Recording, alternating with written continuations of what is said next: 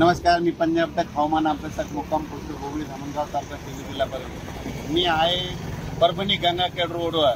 आणि बघा, आमच्या गंगाखेड भागामध्ये इतका पाऊस झालाय आणि शेतकऱ्याचं आतोनात नुकसान झालंय, पण याकडे कोणी लक्ष द्यायला तयार नाही.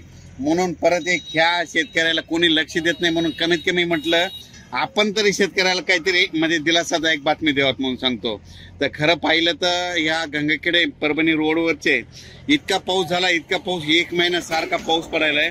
त्याच्यामुळे सगळ्या शेतकऱ्यांचे कापसाचं पीक आलेलं आहे, ते सगळं पाणी जास्त झाल्यामुळे जात आहे. तर सर्व शेतकऱ्याला सांगू इच्छितो, गंगाखेड भागातले असो या जसं जसं या शेतकऱ्याचा हे झालंय त्या सर्व शेतकऱ्याला सांगू इच्छितो, आणखीन 2 दिवस पाऊस आहे. फक्त 10 तारखेपर्यंत, 11 तारखेपासून ते 19 तारखेपर्यंत सूर्यदर्शन होणार आहे. म्हणून ही एक तुमच्यासाठी आनंदाची बातमी. तर परत राज्याचा परिस्थिती बघितली तर राज्यामध्ये जवळपास आता सांगायचं झालं तर 19 तारखेपर्यंत म्हणजे हवामान कोरडं राहणार आहे, सूर्यदर्शन होणार आहे. म्हणून शेतकऱ्यांनी हा अंदाज लक्षात द्यायचा. जशी वेळ भेटेल तसं तुम्ही तुमची खतं घेतं टाकून घ्यावे. आणि परत सांगतो की हा पाऊस फक्त नाशिक, इगतपुरी, धुळे, जळगाव, त्याच्यानंतर जळगाव जामोद, त्याच्यानंतर बुलढाणा, अमरावती, अकोला, अकोट, चांदूरबाजार आणि नागपूर या पट्ट्यामध्ये मात्र थोडा पाऊस चालू राहणार आहे. म्हणून हा अंदाज लक्षात घ्यायचा.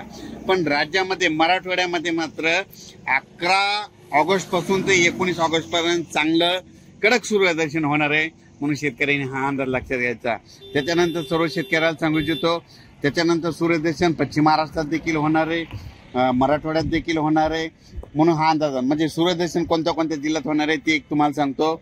नांदेड जिल्ह्यात होणार आहे, यवतमाळ जिल्ह्यात होणार आहे, परभणी जिल्ह्यात होणार आहे, हिंगोली जिल्ह्यात होणार आहे, लातूरमध्ये होणार आहे, त्याच्यानंतर सोलापूर, उस्मानाबाद, सातारा, सांगली, कोल्हापूर, त्याच्यानंतर नगर जिल्हा, त्याच्यानंतर बीड जिल्हा, संभाजीनगर या सर्व भागामध्ये सूर्यदर्शन होणार आहे. म्हणून हा अंदाज लक्षात घ्यायचा. पण राज्यात कोकणपट्टीचा मात्र पाऊस चालू राहणार आहे. फक्त हे खास करून अंदाज अशा याच्यामुळे दिला की काय झालं की ह्या आमच्या परभणी जिल्ह्यामधले बघा, ह्या म्हणजे काय काय भागामध्ये इतका पाऊस झाला की हे पाऊस जास्त झाल्यामुळे शेतकऱ्याचे कापूस जात आहे.